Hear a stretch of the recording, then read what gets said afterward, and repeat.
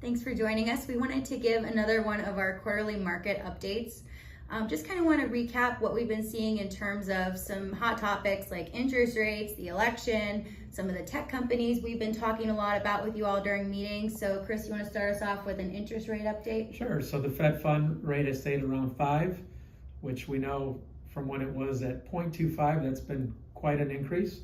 According to Jerome Powell about a week and a half ago, we might start looking to see an interest rate cut come the end of the third quarter around September, which is about the same time that, as we've been talking to everybody, that's our concern point with the election coming up. We know we have the debate this evening. A lot will come of that as far as seeing how the two candidates go. The 10-year has basically stayed at 4.25 over the last really couple weeks, holding steady. So at this point, the market looks strong. The S&P hit a new high thanks to the tech sector. And Taylor, your thoughts as far as on the equity side, what you think we might be seeing? So equities right now, we've had a really good year in the equity market. It is concentrated still in a lot of mega tech stocks. So when you're taking, or actually a few mega tech stocks, but that sector is just still running really hot.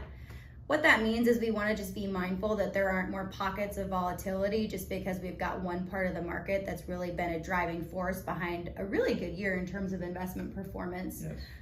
So as we're taking a look at stocks, they're also correlated with, as soon as we start to see those interest rate cuts, not only is that great for the bond market, but it's good for the equity market as well.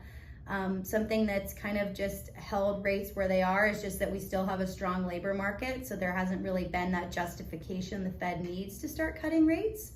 As we take a look at the election, between a little bit of interest rate cut uncertainty, the election, those concentration in some of those tech companies, we're going to be looking at maybe as we head out of the summer, looking to dial back risk a little bit, depending on what we see over the next few weeks. As we tell you all in meetings, we wish we could plan a year out or sometimes even a quarter out, but that's just, it just hasn't really been the case. So we're here every day. We're actively monitoring what's going on and giving you all updates periodically as well. So we will be back to kind of generally discuss as we get closer to the election, when we have kind of more clear insight on where we think the market's heading at that point, and then post-election what that will look like. But coming out of the summer, really the main things are just being mindful of who are those winners in terms of stocks and making sure we're hoping that it will be a more robust set of winners moving forward. And when we're going to get more clarity on when we're finally going to get those interest rate cuts that they've been talking about. Since 2022. For a long time. Yeah. So this is just kind of a general update on what we're thinking.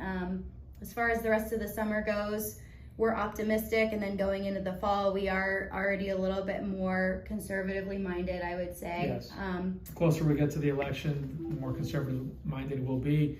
And talk about volatility, there was one comment by one of the Fed fund governors, Kashkari, one Thursday evening, and the market the next day fell a few hundred points. So, we're going to keep these commentaries going. If you have any questions on a more personal note on your own investments, always feel free to give us a call. We'll set up a review, and we'll do whatever we can to mitigate risk and still have great performance.